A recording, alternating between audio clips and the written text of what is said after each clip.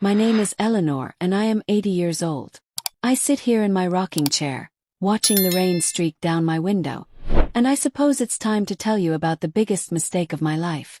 Not because I want your pity, Lord knows I've had enough of that, but because some stories need telling even when they hurt.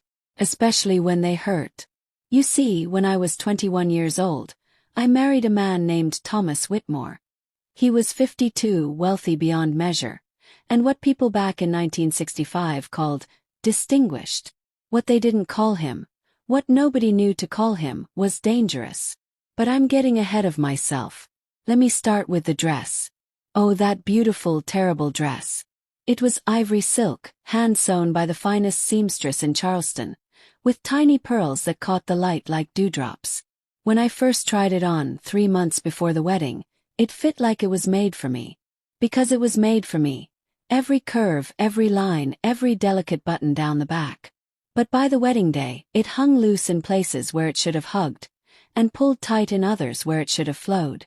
I had lost 15 pounds in those 3 months, you see.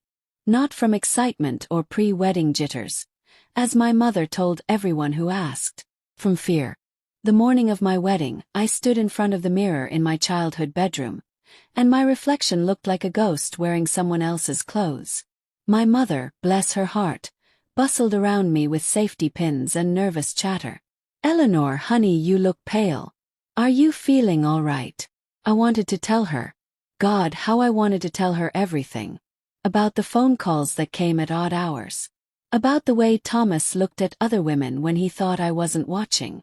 About the magazines I'd found hidden in his study, filled with pictures that made my stomach turn.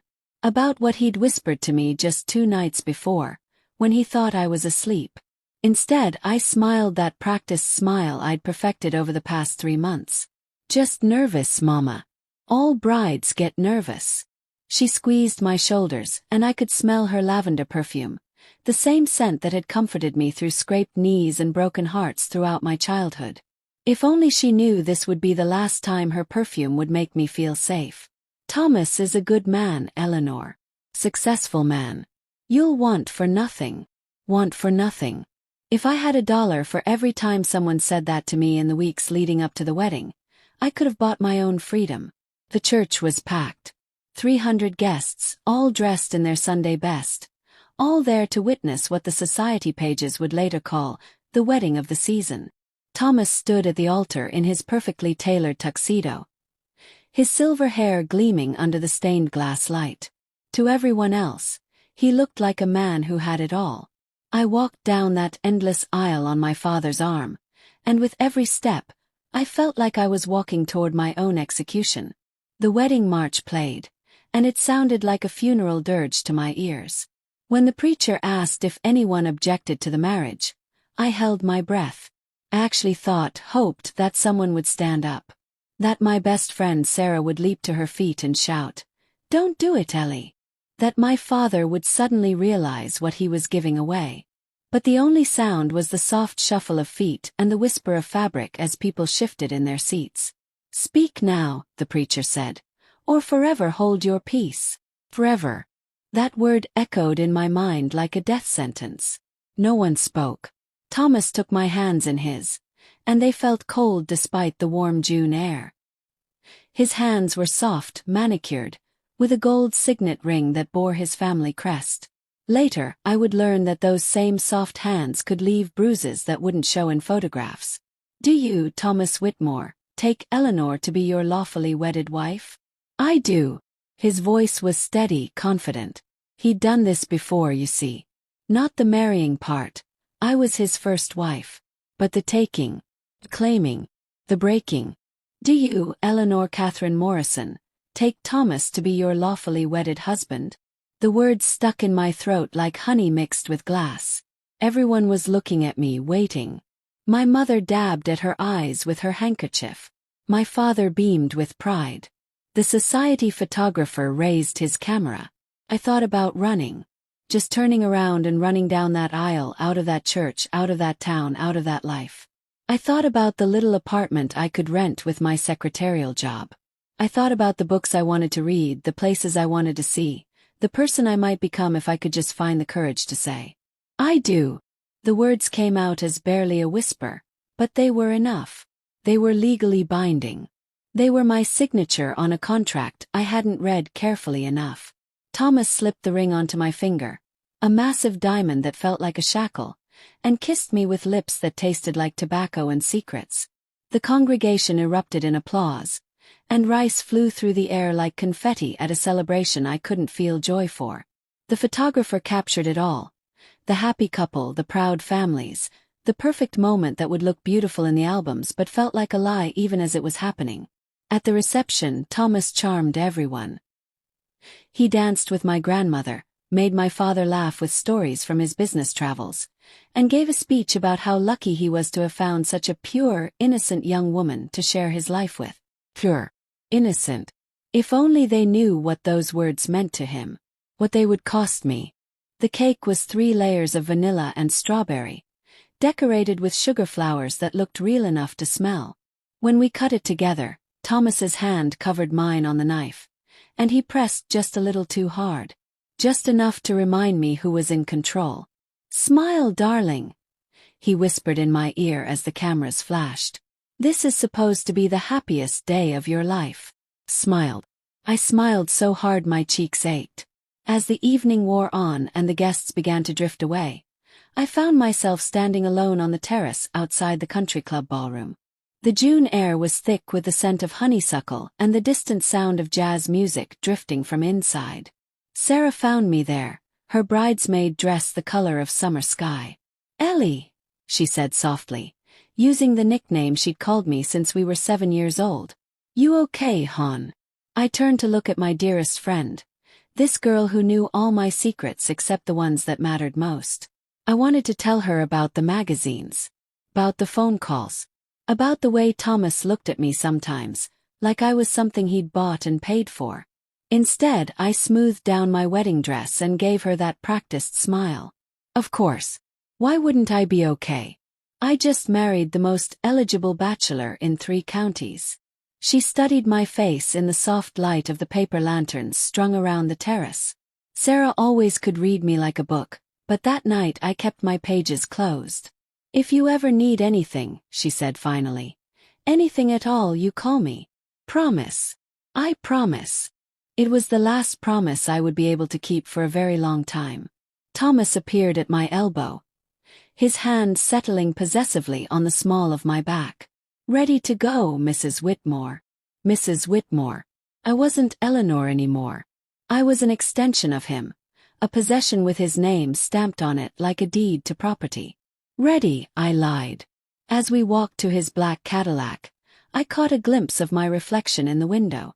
The girl who had put on that wedding dress that morning was gone.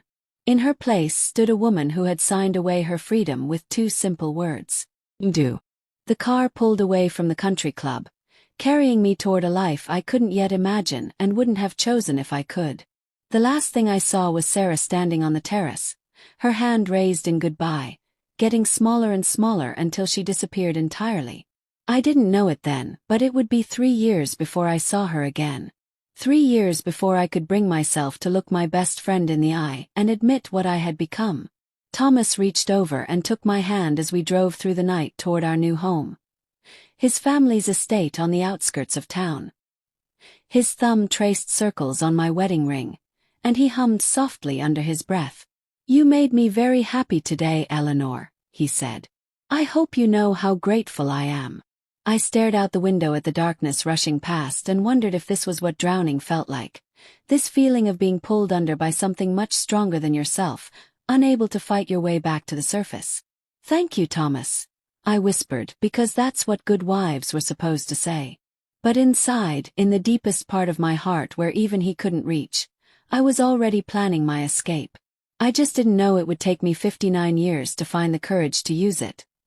What secrets was Thomas hiding? How did Eleanor survive those 3 missing years with Sarah? And what finally gave her the strength to break free? Find out in the next chapter, where we'll discover the dark truth behind Thomas Whitmore's business trips, and the price Eleanor paid for learning too much. The Whitmore estate sat on 200 acres of rolling hills like a sleeping giant in the darkness. As our car crunched up the gravel driveway that wedding night, I pressed my face to the cool window glass and tried to see my new home through the shadows. It was enormous. Bigger than anything I'd ever imagined living in, with tall white columns and black shutters that looked like closed eyes in the moonlight. Spanish moss hung from the ancient oak trees like ghostly veils, swaying in the warm June breeze. "Welcome home, darling," Thomas said, but the word home sounded strange coming from his lips. Cold. Clinical. The housekeeper, Mrs. Caldwell, met us at the front door. She was a thin, severe woman in her 60s with steel-gray hair pulled back so tight it seemed to stretch her features. Her smile was polite but distant, like she was greeting business associates rather than newlyweds. "Mrs. Whitmore," she said with a slight nod. "I've prepared the master suite. Would you like me to show you up?" Mrs. Whitmore. There was again that name that didn't feel like mine. That would never feel like mine. "That won't be necessary," Thomas said, his hand finding my elbow with that gentle pressure that wasn't gentle at all. "I'll show Eleanor around myself." The front hall was larger than my parents' entire living room, with a chandelier that cast intricate shadows on the marble floor. Oil paintings of stern-faced Whitmore ancestors lined the walls, their eyes seeming to follow us as we climbed the sweeping staircase. "Your family's been here a long time," I said, trying to fill the silence. "Since 1847, Thomas replied. "5 generations of Whitmore men have walked these halls. And now—" He stopped at the top of the stairs and turned to face me, his gray eyes reflecting the chandelier light. "Now you're part of that legacy, Eleanor. Part of something bigger than yourself." The master bedroom was at the end of a long hallway lined with closed doors. I wondered what was behind them, but something in Thomas's demeanor told me not to ask. Not yet.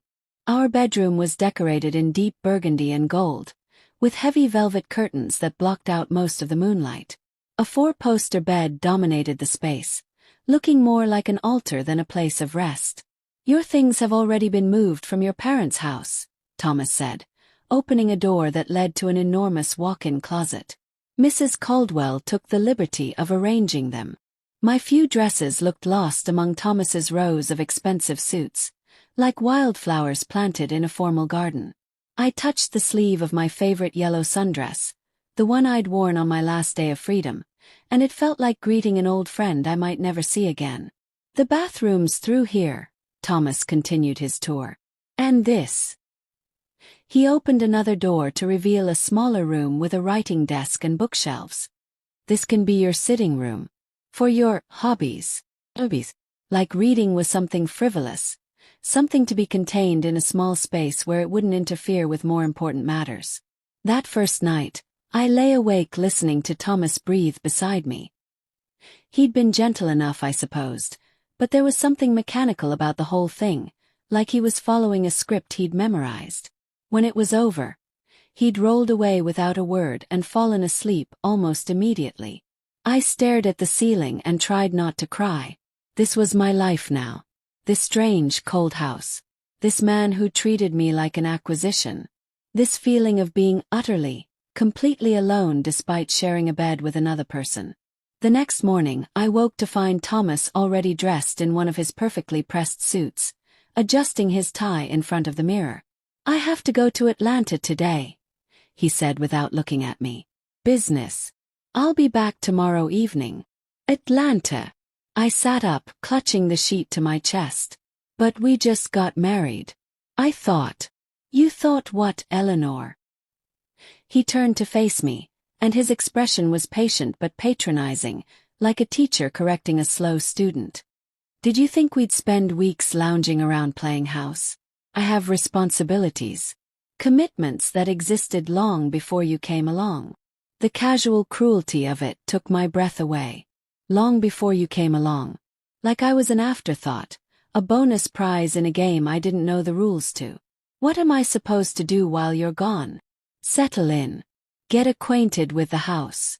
Mrs. Caldwell will take care of your needs." He picked up a leather briefcase that looked expensive enough to feed a family for a month.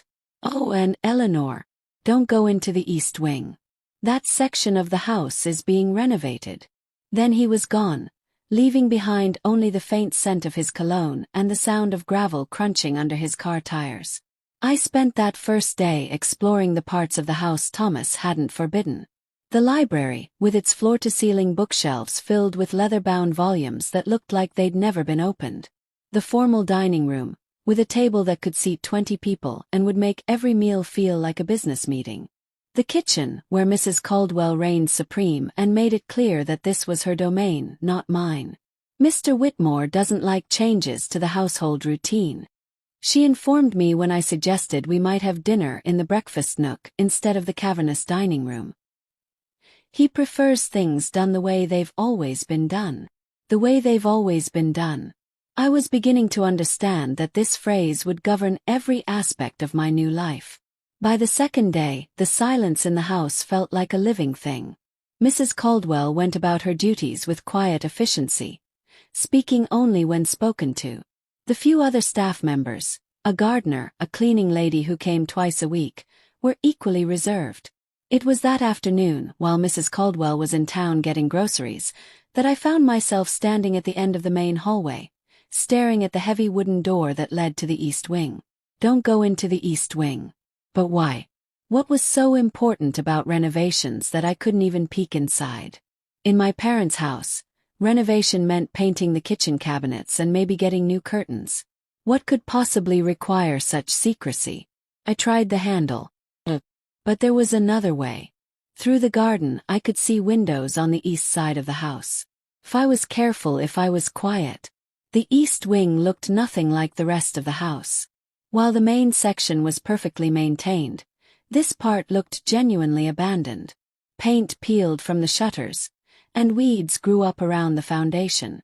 It didn't look like any renovation I'd ever seen. The first window I tried was locked, but the second one, a small window near what might have been a back entrance, was loose in its frame.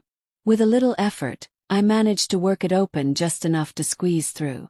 I dropped down into what had once been a hallway, my feet crunching on debris and dust. The air smelled stale and sour, like something had been left to rot. I pulled out the small flashlight I'd grabbed from the kitchen junk drawer and swept the beam around. This wasn't renovation. This was abandonment.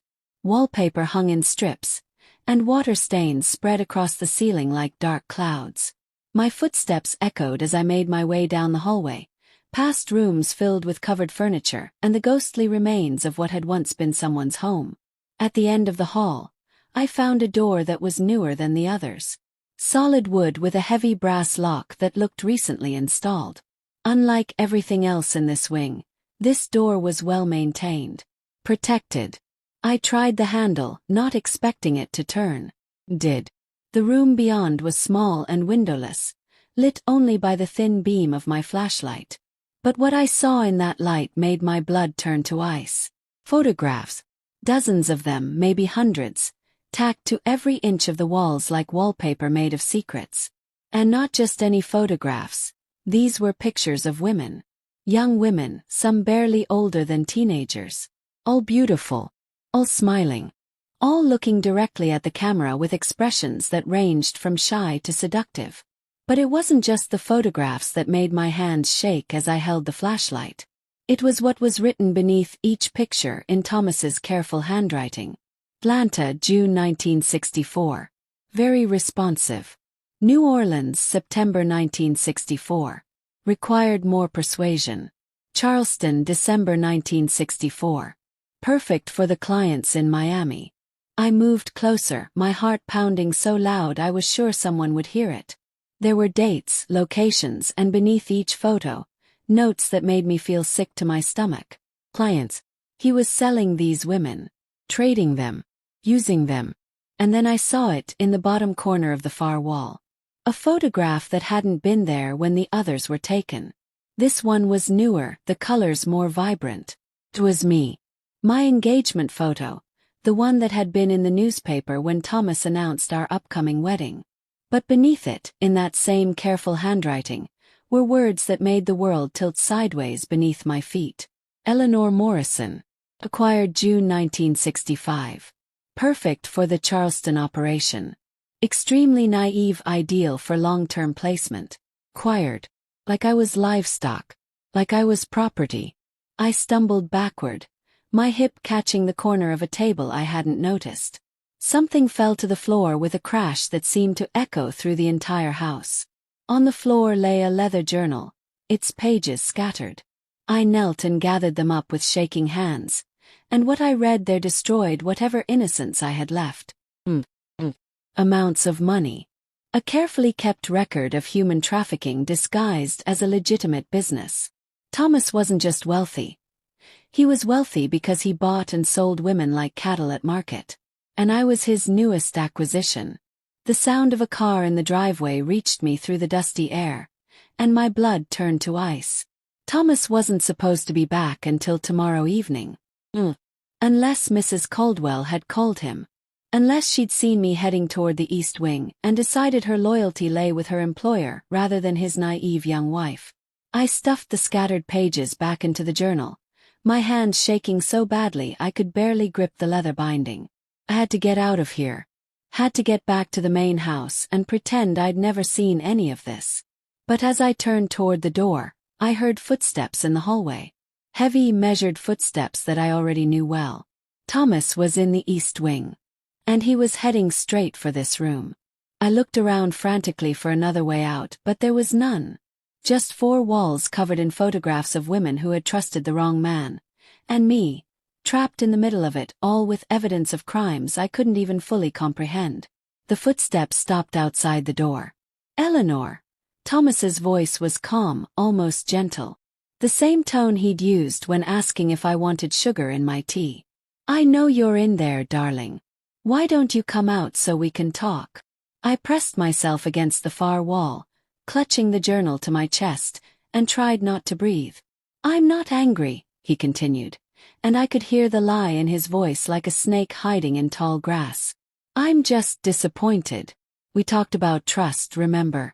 About being honest with each other. The door creaked as it opened wider.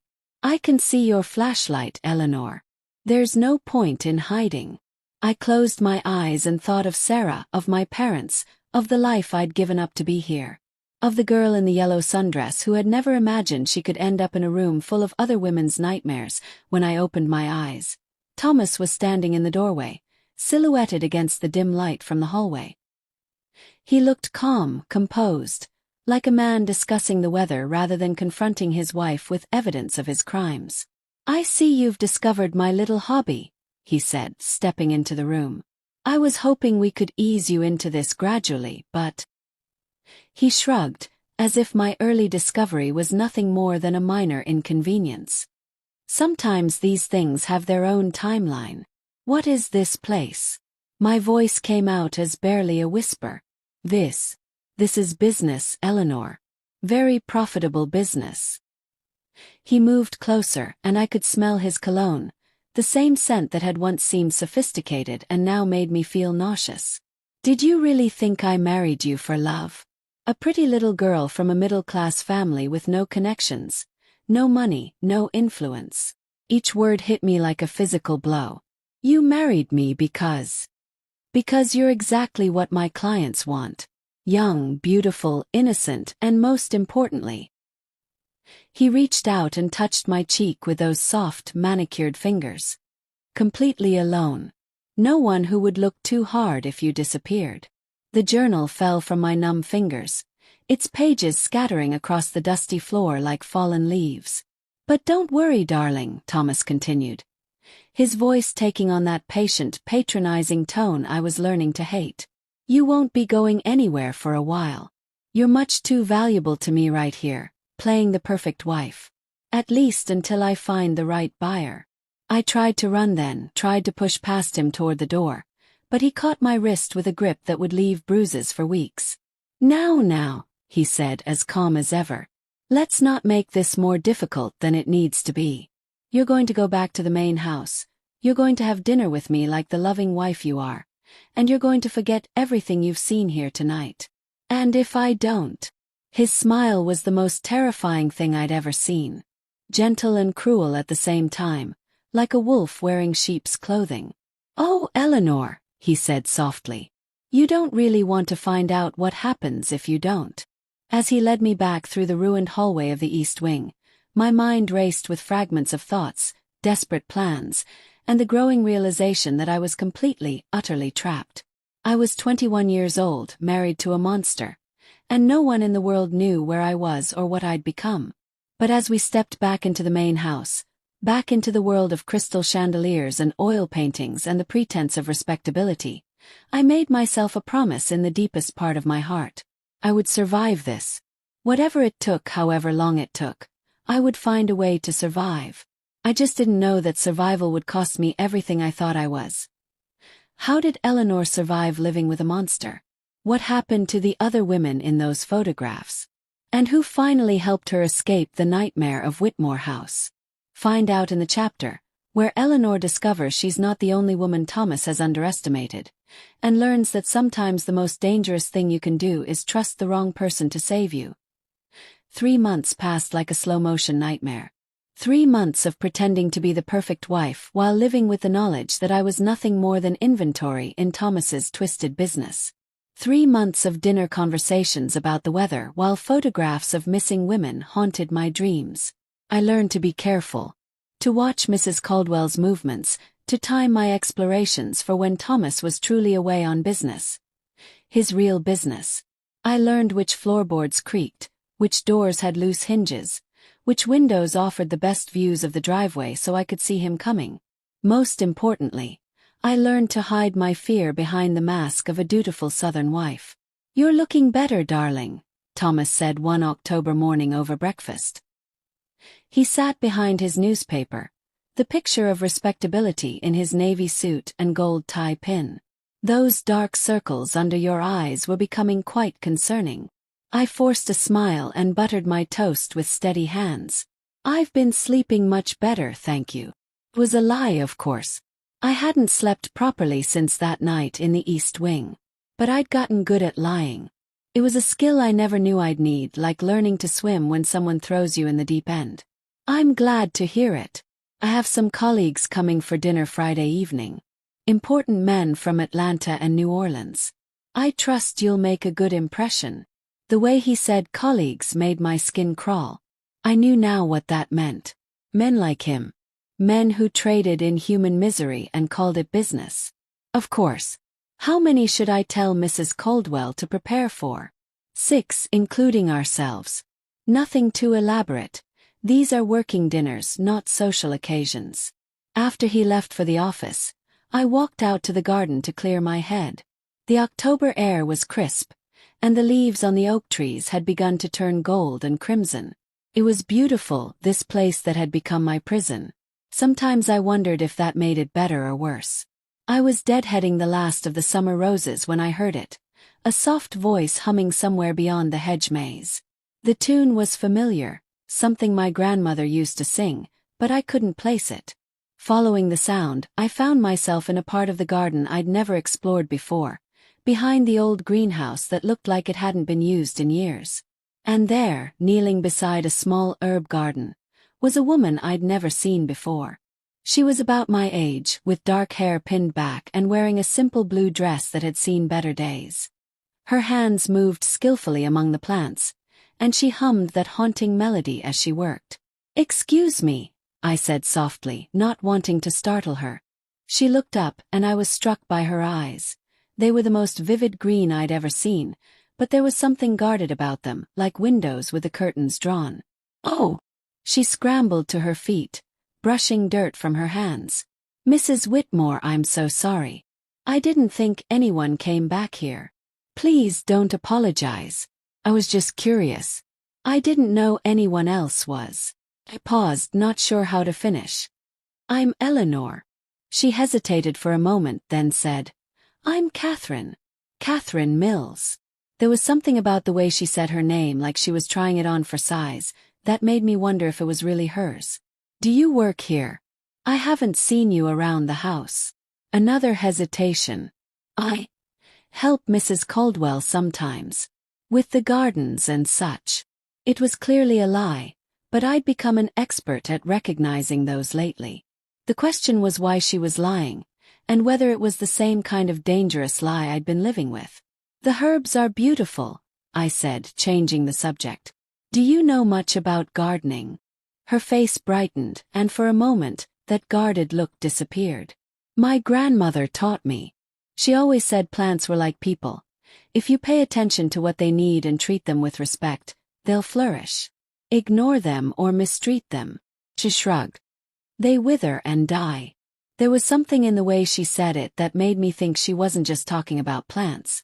We stood there in comfortable silence for a moment, two women in a garden, pretending our lives were normal. Then Catherine glanced toward the house, and that wariness returned to her eyes. I should go, she said. Mrs. Caldwell will be looking for me. But as she turned to leave, I noticed something that made my heart skip a beat. On her wrist, just visible beneath the sleeve of her dress, was a thin scar. Not the kind you get from gardening accidents. The kind you get from rope. Catherine, I called after her.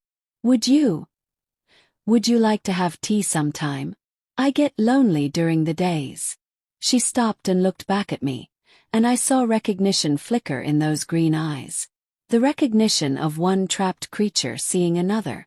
I'd like that very much, Mrs. Whitmore. Eleanor. Please, just Eleanor. She nodded and walked away, but not before I caught her glancing back at the main house with an expression I knew all too well. Fear. That evening, as Thomas and I ate dinner in the cavernous dining room, I found myself studying his face in the candlelight. How had I ever thought him handsome? Now all I could see were the cold calculation in his eyes and the way his mouth curved when he thought he'd said something clever. You're quiet tonight, darling, he observed, cutting his steak with surgical precision. Just thinking about Friday's dinner. I want everything to be perfect for your colleagues. I'm sure it will be. You're learning to be quite the hostess. He reached across the table and patted my hand with those soft, manicured fingers. My associates will be impressed. Especially Vincent Caruso from New Orleans. He has a particular appreciation for beautiful young wives. The way he said it made my stomach turn. I was being presented like a prize heifer at a county fair, and we both knew it. Will their wives be joining us? I asked, though I already suspected the answer. Oh no, darling. This is strictly business. Besides, most of them are between wives at the moment. Between wives. Like marriage was a temporary business arrangement, which I was learning it was for men like Thomas.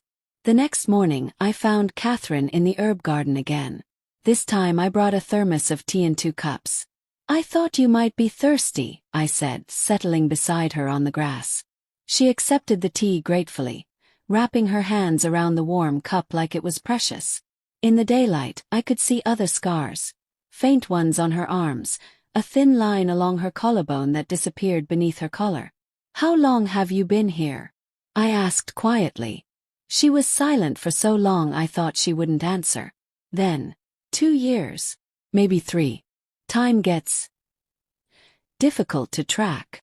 And before that, I was supposed to be married to a man in Mobile. A businessman who promised my father he'd take good care of me. Her laugh was bitter as winter wind. Turns out he was one of Mr. Whitmore's associates. I was payment for a debt. My blood turned cold. Payment. My father owed money. Gambling debts. This man offered to clear the debt in exchange for. She gestured to herself. Me. I thought I was getting married. Instead, I found out I'd been sold. I set down my teacup with shaking hands. What happened to the man in Mobile? He kept me for 6 months. Then he got tired of me and sold me to someone else. Then someone else after that. Until I ended up here, in Mr. Whitmore's collection. Collection. Catherine looked toward the main house, and I followed her gaze to the East Wing. You know about the East Wing, don't you? I can see it in your eyes. You have that same look I had when I first discovered what this place really is. I nodded, not trusting my voice. He keeps some of us here, she continued. The ones who are difficult to place. Or the ones he's not ready to sell yet. We live in the old servants' quarters in the basement. Mrs. Caldwell brings us food and makes sure we don't cause trouble. How many? I whispered. Right now. For including me. But it changes. Sometimes new girls arrive. Sometimes. She didn't finish the sentence, but she didn't need to. The full horror of my situation was finally becoming clear. I wasn't just Thomas's wife. I was livestock in a warehouse, waiting my turn to be shipped out to the highest bidder. Why are you telling me this? Yes. Catherine studied my face for a long moment. Because you're not like the others he's brought home. You're not broken yet. And because. She hesitated, then reached into her pocket and pulled out a small piece of paper. Because I've been waiting 2 years for the right person to give this to. I unfolded the paper with trembling fingers. Written in careful pencil was a name and address in Charleston. Detective James Morrison, Charleston Police Department. He's been investigating missing women for 3 years, Catherine said. He doesn't know about this place yet, but he's getting close. I've been saving every scrap of information I can find, waiting for someone who could get it to him. Why haven't you tried to escape? To contact him yourself? Because I'm already dead. The matter-of-fact way she said it chilled me to the bone. Officially, I mean. Catherine Mills died in a car accident 2 years ago, at least according to the papers. If I showed up at the police station, they'd think I was either crazy or a fraud. But you. She looked at me intently. You're Eleanor Morrison Whitmore. You exist in the real world. You have a social security number, a driver's license, friends who would miss you if you disappeared. Morrison, I said suddenly. The detective. Your cousin. Your father's nephew. I did my research, Eleanor. I've been watching and waiting for 2 years for someone with the right connections to walk through those doors. My head was spinning. James Morrison was indeed my cousin, though we'd never been close. He was 10 years older and had always seemed serious and intense at family gatherings. I'd heard he'd become a police detective, but we'd never really talked. What do you want me to do? Catherine pulled a larger folded paper from her other pocket. Everything I know.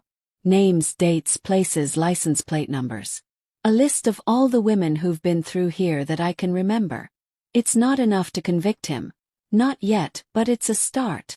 I stared at the papers in my hands, feeling the weight of all those lost women's stories. If I do this, if I contact James, Thomas will know. He'll know it came from me. Maybe. Or maybe Detective Morrison will find another way to get the information. Maybe he'll make it look like his own investigation led him here. She touched my arm gently. I'm not asking you to be a hero, Eleanor. I'm just asking you to give those women a voice. To give us all a chance. I thought about the photographs in the East Wing. All those young faces, all those carefully written notes about their usefulness. I thought about Friday's dinner, about being presented to Thomas's associates like a prize to be admired and eventually claimed. I thought about the girl in the yellow sundress who used to believe in happy endings. How do I reach him without Thomas knowing? Catherine smiled for the first time since I'd met her, and it transformed her entire face.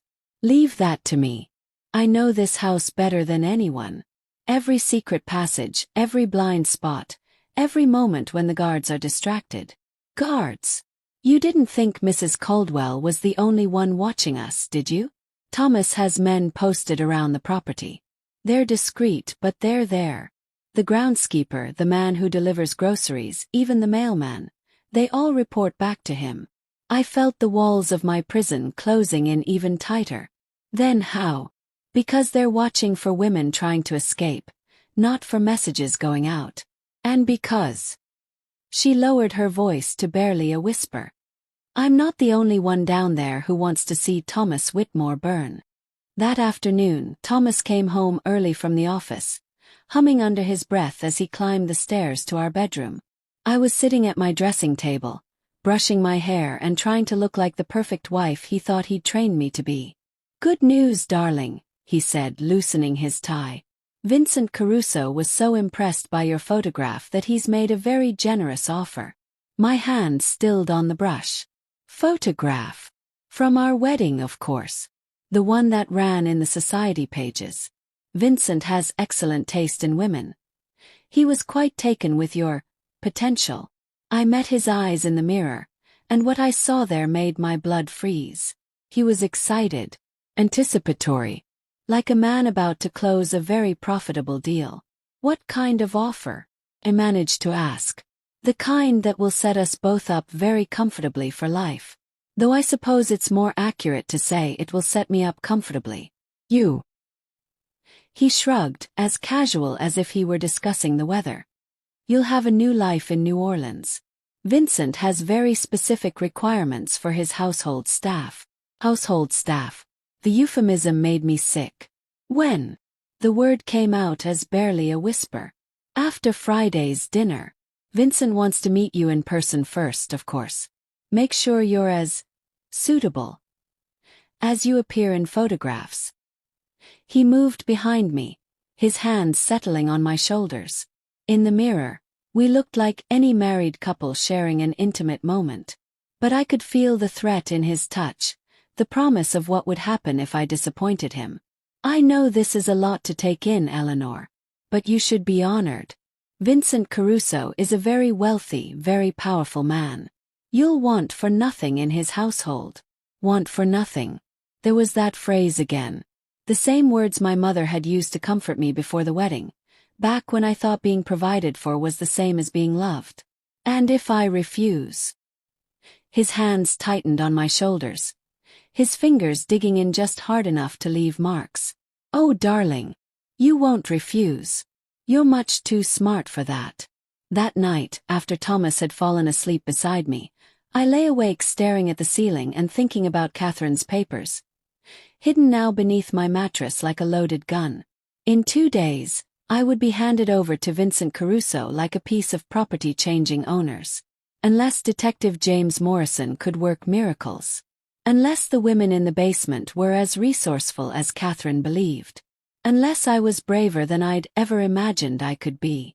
As the grandfather clock in the hallway chimed midnight, I made a decision that would either save my life or end it. I was going to fight back. I just hoped I wasn't already too late. With only 2 days before Eleanor is sold to Vincent Caruso, can Catherine and the other women get word to Detective Morrison in time? What happens when Thomas discovers that his perfect wife has been planning her own rescue? And will Eleanor's courage be enough to bring down a trafficking ring that has destroyed countless lives? Find out in the next chapter, where the dinner party becomes a deadly game of cat and mouse, and Eleanor learns that sometimes the only way to survive is to become someone you never thought you could be. Friday morning dawned gray and cold, with storm clouds gathering on the horizon like an omen. I stood at the bedroom window, watching the wind whip the oak trees, and tried to calm the hammering of my heart. Today was the day. In 12 hours, I would sit across from Vincent Caruso while he decided whether I was worth purchasing. And somewhere in Charleston, if Catherine had managed to get the message through, Detective James Morrison might be reading a list of crimes that would make him sick to his stomach. If he believed it. If he acted on it. If he wasn't too late. You look lovely this morning, Thomas said from behind me, and I caught his reflection in the window glass. He was already dressed in his finest suit, the one he wore for his most important business meetings. Are you nervous about tonight? A little, I admitted. There was no point in lying about that. Any woman would be nervous about meeting her husband's important colleagues for the first time. If only he knew what I was really nervous about. There's no need to be. Just be your charming self, and everything will work out perfectly. He moved to stand behind me, his hands settling on my waist. Vincent is going to be very pleased with you. The casual way he said it, like I was a gift he was wrapping up with a bow, made me want to scream. Instead, I leaned back against him and tried to look like a devoted wife. What should I wear? The blue dress. The one from Savannah with the pearl buttons. Vincent appreciates classic beauty. I knew the dress he meant. It was modest, feminine, the kind of thing that made me look younger than my 21 years. The kind of thing that would appeal to a man who liked his women helpless and innocent. The morning dragged by with endless preparations.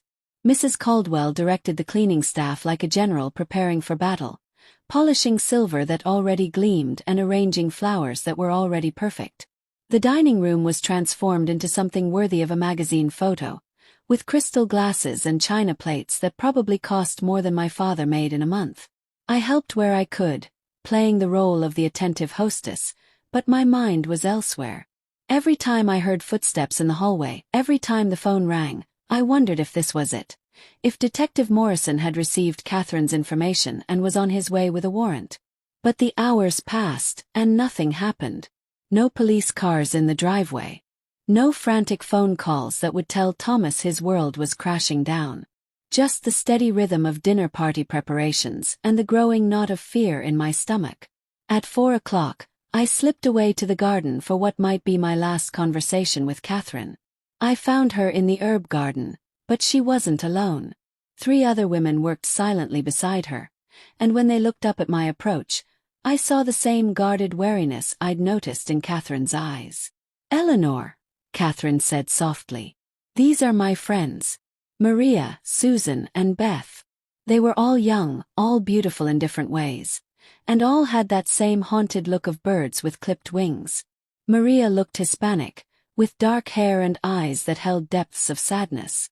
Susan was blonde and pale, with a kind of fragile beauty that men like Thomas prized. Beth was red-headed and freckled, and might have been pretty if not for the thin scar that ran from her ear to her jawline. "Did you?" I started to ask, but Catherine cut me off with a subtle shake of her head. "We've been working hard on the garden today," she said meaningfully. "Planted some new seeds. We're hoping they'll take root soon." Information planted with Detective Morrison, hopefully taking root in an investigation that would bloom into justice. "That's wonderful," I said, understanding. "I hope the weather cooperates." "Storm's coming tonight." Beth spoke for the first time, her voice rough as if she hadn't used it much lately. "But sometimes storms clear the air, you know? Wash away all the dirt and poison." The women exchanged glances that I couldn't quite interpret, but there was something in their faces, a tension and anticipation that hadn't been there before. "You should get back to the house," Catherine said gently. "Big evening ahead."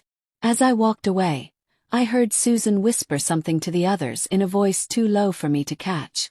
But Maria's response carried on the wind. "Tonight. One way or another, it ends tonight." By 6 o'clock I was dressed in the blue dress with the pearl buttons, my hair pinned up in the style Thomas preferred, my makeup applied to look natural and innocent. I stared at myself in the bedroom mirror and barely recognized the woman looking back at me. 4 months ago, I had been Eleanor Morrison, a girl with dreams and opinions and a future she could shape for herself. Now I was Eleanor Whitmore, a beautiful object being prepared for sale to the highest bidder. But underneath the blue dress and the careful makeup, underneath the fear that had become my constant companion, something else was growing. Something harder and colder than anything Thomas had tried to break in me. Anger. The first guests arrived at 7 o'clock sharp. Thomas greeted them in the front hall like old friends, which I suppose they were.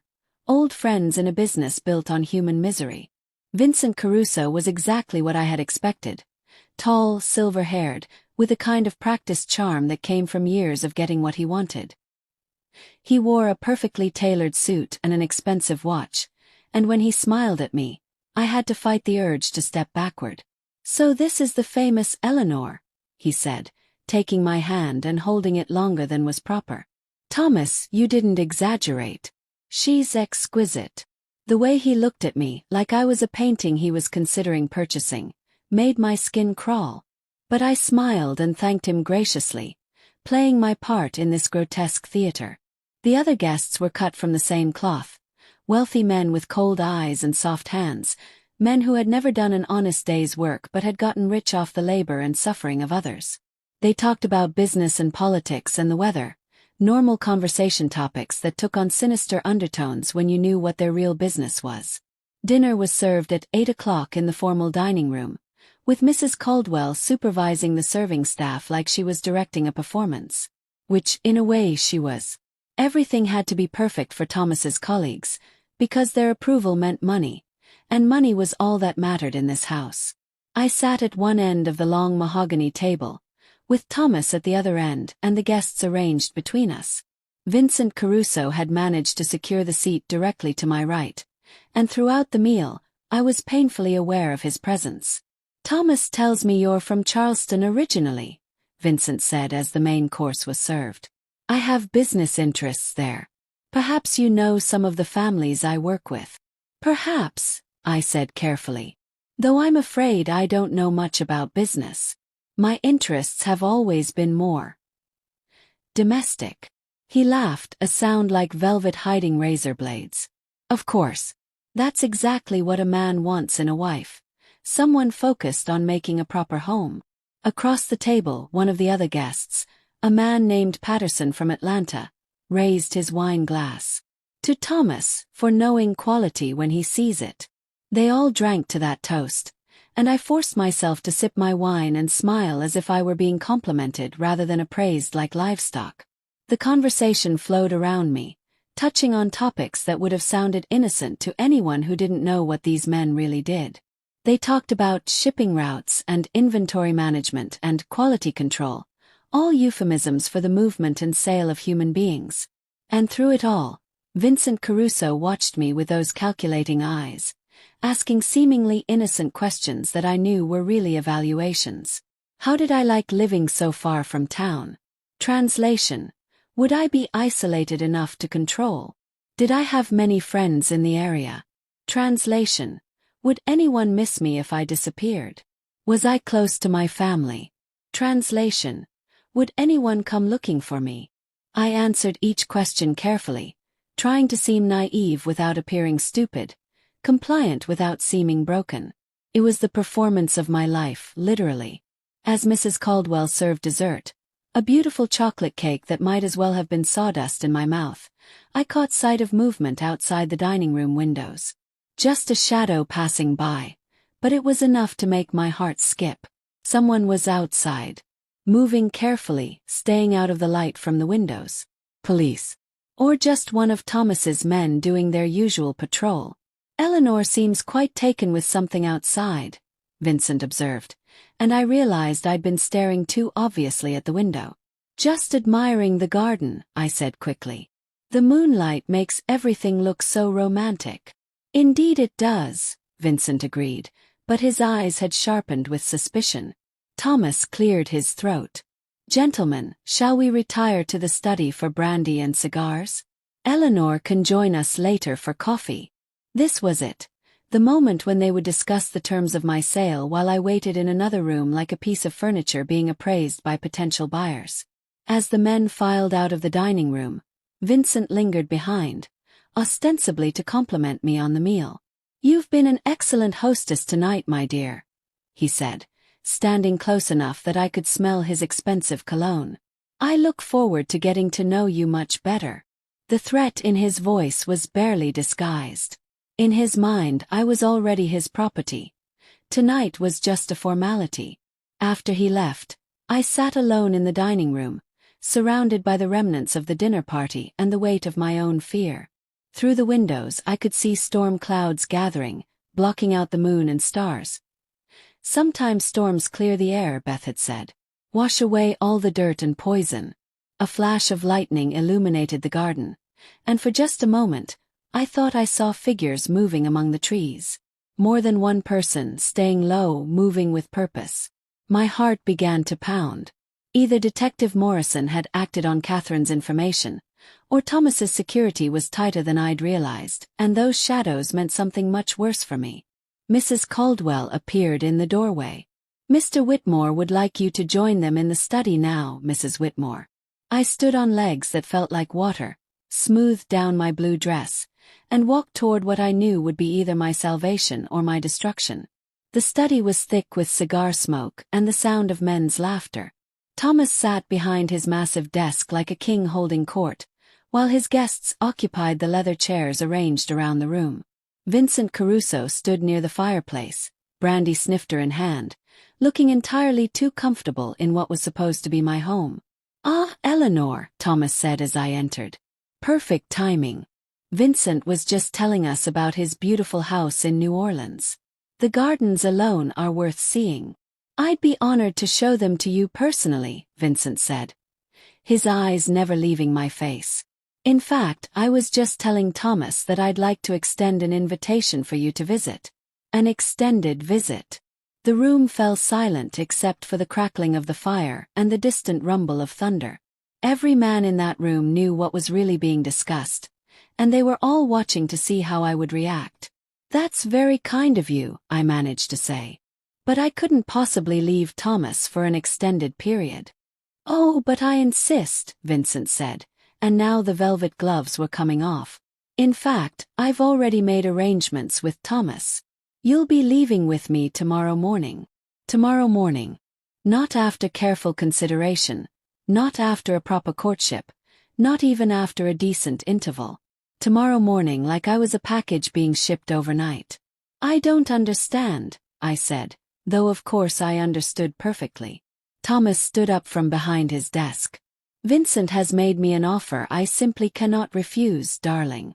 A business opportunity that will benefit all of us. All of us. My voice came out stronger than I'd expected. How does this benefit me? The question seemed to surprise them. Apparently, they hadn't expected me to ask about my own welfare in this transaction. You'll be well cared for, Vincent said smoothly. I have a beautiful home, a staff to see to your every need. You'll want for nothing. There it was again. Want for nothing. The promise that had been used to trap me from the very beginning. And if I refuse? The temperature in the room seemed to drop 10 degrees. Thomas's face hardened, and Vincent's smile became predatory. I don't think you understand the situation, Eleanor, Thomas said quietly. This isn't a request. Outside, the storm was getting closer. Lightning flashed more frequently now, and the thunder followed sooner after each flash. And in that next brilliant moment of lightning, I saw them clearly. Men in dark clothing moving through the garden with weapons drawn. Police. Had to be police. Actually, I said, my voice steady now despite the fear coursing through my veins. I think I understand the situation perfectly. I moved to the window, ostensibly to close the curtains against the storm, but really to get a better look at what was happening outside. Vincent and Thomas were too focused on their conversation to pay much attention to my movements. You've been selling women, I continued, my back still to the room. Trafficking them. Using your business connections and your wealth to destroy lives and profit from human misery. The silence behind me was deafening. When I turned around, every face in that room had gone pale. Eleanor, Thomas said carefully, you're overwrought. The storm, the excitement of meeting Vincent. I found your records, Thomas. In the East Wing. All those photographs. All those careful notes about which women were suitable for which clients. Vincent Caruso set down his brandy snifter with a sharp click against the mantelpiece. Thomas, I thought you said your wife could be trusted. She can be, Thomas said, but his voice had taken on a dangerous edge. Eleanor is just confused. She's had a long day. Patterson, the man from Atlanta, stood up from his chair. This is a problem, Thomas. A big problem. Not necessarily, Vincent said, and his tone made my blood freeze. She's coming with me anyway. A little knowledge just makes the transaction more urgent. They were going to take me tonight. Not tomorrow morning as planned, but right now before I could tell anyone else what I knew. That's when I heard it. A sound that made every man in that room go rigid with fear. Car doors slamming in the driveway. Multiple car doors. And the crunch of many footsteps on gravel, moving fast. Thomas moved to the window and looked out. His face going white as paper. Police, he said, his voice barely a whisper. Vincent cursed in what sounded like French. Patterson was already moving toward the back door. How many? Too many, Thomas replied. As if summoned by his words, a voice boomed through a bullhorn from outside. This is the Charleston Police Department. We have a warrant to search these premises. Exit the building with your hands visible. The room erupted into chaos. Vincent grabbed my arm with bruising force. You did this, he snarled. You little. But before he could finish the threat, The study door burst open and Catherine stood in the doorway, no longer the meek gardener I'd known. She was holding a pistol with steady hands, and her green eyes blazed with 3 years' worth of suppressed fury. "Let her go, Vincent," she said calmly. "It's over." Behind her, I could see Maria and Susan, also armed, blocking the other exit from the study. Through the windows, flashlight beams swept across the lawn as police officers surrounded the house. "You're supposed to be dead," Vincent said to Catherine, his voice full of shocked recognition. "Surprise," Catherine replied. "Turns out reports of my death were greatly exaggerated. Now let go of Eleanor before I show you what 3 years of planning revenge looks like." The front door splintered open with a crash, and suddenly the house was full of police officers, their weapons drawn, their voices shouting commands that echoed through the halls. Thomas made one last desperate move, lunging for the gun he kept in his desk drawer. But Catherine was faster, and the sound of her pistol firing echoed through the room like thunder.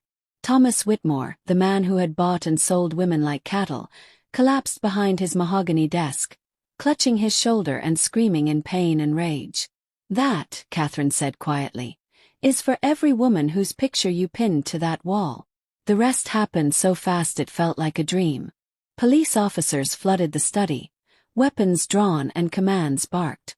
Vincent Caruso and his associates were handcuffed and read their rights while Thomas was loaded onto a stretcher, still alive but his empire crumbling around him. And through it all, I stood in my blue dress with the pearl buttons, watching the destruction of the nightmare that had been my marriage, feeling simultaneously like I was floating and drowning at the same time. Detective James Morrison, my cousin though I barely recognized him in his official capacity, found me standing by the fireplace, staring at nothing. "Eleanor." His voice was gentle, nothing like the stern commands he'd been barking at the suspects. "Are you hurt?" I looked at him, really looked at him, for the first time in years. He had kind eyes behind his wire-rimmed glasses, and when he spoke my name, it sounded like salvation. "I don't know," I said honestly.